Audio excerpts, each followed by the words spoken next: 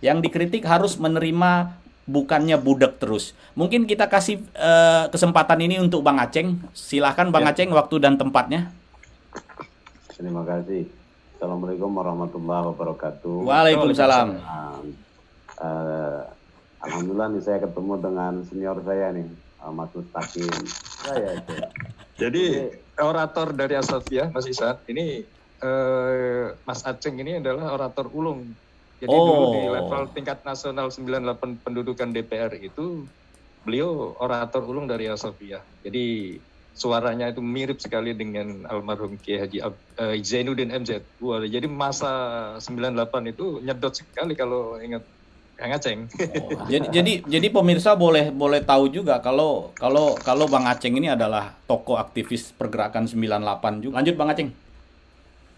terima kasih. Jadi banyak sekali catatan sejarah saat saya memakai alma mater kita. Ya. Kita itu UI juga, cuman kampus A gitu. Sedikit review dulu FKSMJ Forum Komunikasi Senat Mahasiswa Jakarta.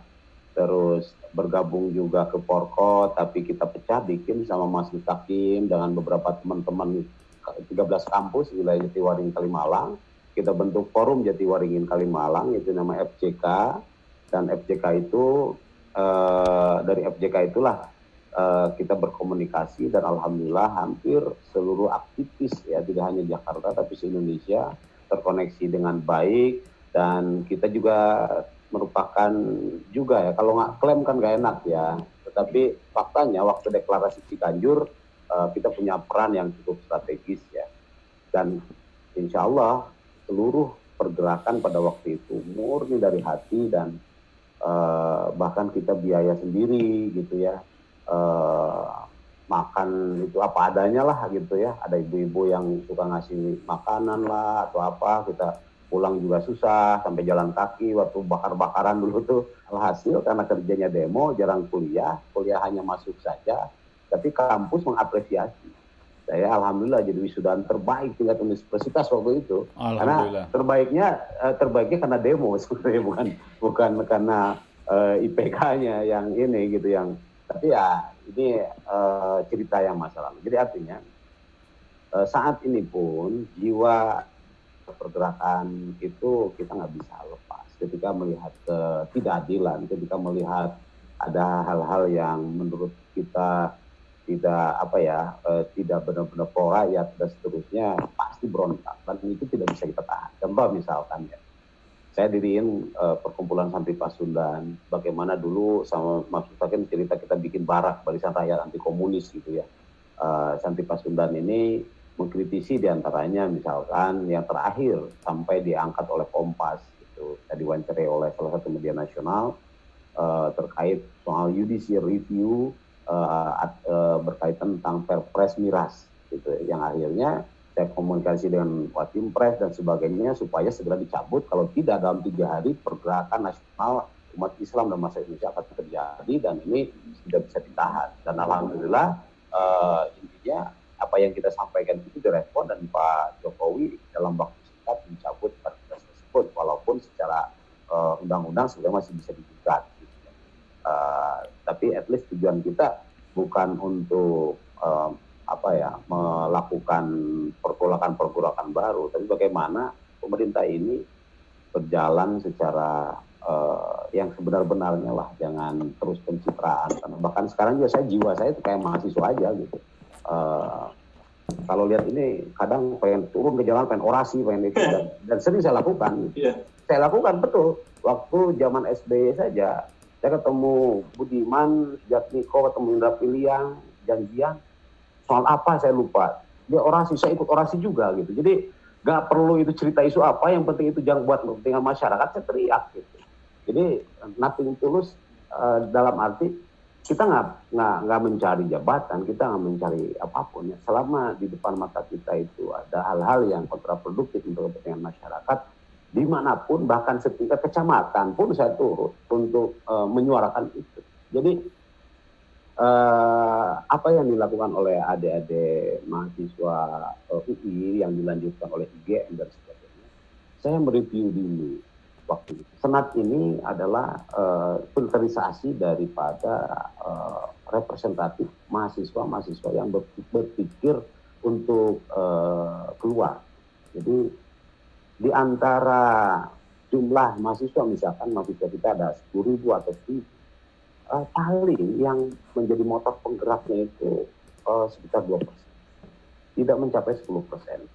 Nah, ini tersaring, ini orang-orang yang diterpa oleh pemikiran-pemikiran eksternal yang digodok di internal, baik organisasi-organisasi internal maupun organisasi eksternal, sehingga mereka ini menjadi agen-agen utama dalam melakukan pergerakan-pergerakan kemasyarakatan atau isu-isu sosial. Nah, adapun yang terjadi saat ini tadi saya bilang ini macan yang terlalu lama tidurnya, kalau dianggap macan. Harapan kita sebagai masyarakat lah, saya sebagai masyarakat ini, mahasiswa ini kok kayak bibirnya disulam gitu, terus hatinya itu seolah tak tergerak. Terus bahkan era digitalisasi saat ini rata-rata mulai pelajar mahasiswa rasa kepedulian sosialnya itu sangat minim. Adapun itu terjadi sangat mudah untuk dipatahkan. Jadi konsistensi gerakannya, terus idealisme cara berpikirnya, terus keberanian untuk melakukan pendobrakan hingga tuntas tidak ada. Bukan tidak ada, belum ada mungkin. Dan apakah mungkin karena terlalu asik dengan bermain game ya, atau dengan dunia virtual saat ini? Kalau era kita dulu, kita nggak tahu sebenarnya apa. Terus terang ya, saya nggak tahu sebenarnya apa yang disuarakan. Yang penting pada waktu itu, ini nggak adil, nggak benar gitu. Kita tahu karena penghasilan masyarakat ini bukannya meningkat. Para pedagang banyak sekarang, pedagang kaki lima, pedagang apa dikali akibat pemberhentian tenaga kerja, sementara tenaga kerja asing terus masuk, gitu misalkan itu. Sementara yang dijanjikan berapa 2 juta tenaga baru apa 10 juta saya lupa ya, 10 juta itu ya, itu mungkin yang disebut lip service ya kira-kira itu bukan untuk rakyat Indonesia, tapi at least yang terjadi ya kita lihat kemarin di Kendari, gejolak masalah Kendari dan seterusnya. Ini terjadi disparitas diakibatkan, kata Mas Mustaqim, itu oligarki yang mau tidak mau siapapun yang berkuasa by design, by ibarat wayang, ibarat proksi, ibarat ya, kalau ibarat bisa iya bisa tidak. Nah, oleh karena itu makanya saya tidak bicara untuk saat ini, karena untuk saat ini saya ingin katakan kalau siapapun yang berkuasa berbagi sembako, berbagi apa kepada masyarakat, tetapi hasil bagiannya itu dari ngutang, saya kira anak TK juga bisa. Jadi, dan kita ingin pemimpin yang bisa survive di balik kesulitan ini.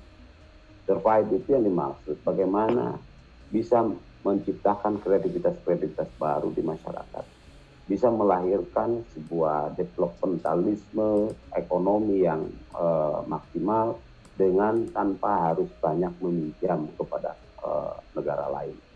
Jadi mohon juga mungkin kalau tidak hanya sekedar mengejek kepada penguasa, mengejekkan, tetapi juga ajakan atau solusi ya. Ini masalahnya seperti ini, Pak Presiden tolong solusinya seperti ini, atau Pak Dewan seperti ini. Jadi tidak serta-merta suara kita harus turunkan Jokowi atau ini, tidak. Kita harus lebih dalam konteks lihat dari sisi urgensitas. Kalau dulu sampai bahasa yang kasar ya, slang Soeharto gitu. Kalau step down Soeharto itu udah biasa, tapi itu penggal. Wah, ini udah ngeri, bahasa-bahasa dulu tuh bahasa-bahasa kasar pergerakan kita. Atau zaman PSBY seperti Mas Mustaqim juga kan, keboknya di bawah, ditulisin SBY. Ini masih wise, masih bijak gitu. Artinya mahasiswa sekarang dia lakukan ini dengan kreativitasnya. Saya mengapresiasi kreativitas itu, dan itu yang kerennya itu direspon oleh istana. Karena apa? Kenapa direspon? Karena yang berbicara siapa? Ini karena tahu mahasiswa yang memiliki idealisme, yang memiliki kejernihan berpikir, yang memiliki kemurnian dalam bersikap, maka direspon. Dan ini menjadi ancaman baru buat pemerintah saat ini. Kenapa ancaman baru? Karena ini yang dikhawatirkan, sehingga beberapa simbol-simbol pergerakan kan sudah dikunci sebenarnya. Tokoh-tokoh aktivis dikandangi bukan berarti dipenjara, maksudnya dipenjarakan oleh pejabatannya, dipenjarakan oleh proyek-proyeknya, dipenjarakan oleh kekayaannya saat ini, kesejahteraan saat ini, dan dipenjarakan oleh pikirannya saat ini. Nah, begitu juga keterbungkaman, itu dua aspek, keterbungkaman akibat sejahtera dan keterbungkaman akibat ada rasa takut. Kalau orang yang sudah sejahtera, aktivis yang sudah sejahtera, dan memang dalam posisinya, dia dalam posisi tidak mungkin dia akan mengatakan atau mengkritik. Ya, sangat impossible. Kenapa? Karena orang yang sejahtera itu takut mati. Orang yang sejahtera itu sejahtera dalam konteks ini itu takut mati. Ya, kecuali orang yang beriman dan sejahtera dalam imannya itu. Nah, makanya iman dan imun ini harus kuat di kalangan aktivis ini. Iman dalam konteks dirinya sebagai insan yang bertakwa dalam agama apapun, dan imun kebal daripada sokongan-sokongan atau tawaran-tawaran atau bergen-bergen yang merusak pikiran kita. Jadi bukan hanya kita kuat imun dari COVID gitu. Maka dari itu saya mungkin ya berdasarkan pengalaman pergerakan kan pola yang berbeda. Mungkin hari ini saya bicara di teman-teman pers ya, ini wacana pemikiran atau kritik-kritik. Itu juga kita adanya mahasiswa melakukan gerakan aksi nyata dalam konteks pergerakan secara turun ke lapangan atau pergerakan dengan kreatif-kreatif, kita pun tetap bergerak untuk melakukan kritik sosial dalam rangka untuk bagaimana supaya bangsa ini lebih baik. Jadi dan buat teman-teman aktivis mahasiswa baik internal maupun eksternal, tetaplah kita harus mendorong diri kita untuk supaya terus menjadi jiwa-jiwa kritis, jiwa-jiwa membangun, jiwa-jiwa yang peduli terhadap bangsa, terhadap masyarakat, karena di tangan Anda lah masa depan bangsa ini. Seperti yang disampaikan oleh Bung Karno, come to me, the men who want to black and white. Datangkan 10 orang pemuda, niscaya akan kugancangkan dunia. Karena di tangan pemuda itulah negeri ini juga lahir. Jadi kita berharaplah pemuda ini, mahasiswa ini kan kaum muda, itu terus agresif, terus kreatif, inovatif, tidak melulu harus aksinya itu turun ke jalan. Jadi tidak melulu. Era sekarang yaitu ya kita lakukan kreasi-kreasi seperti yang dilakukan oleh teman-teman misalkan. Kreasi-kreasi itulah yang penting esensinya sampai. Tetapi kalau sudah keterlaluan,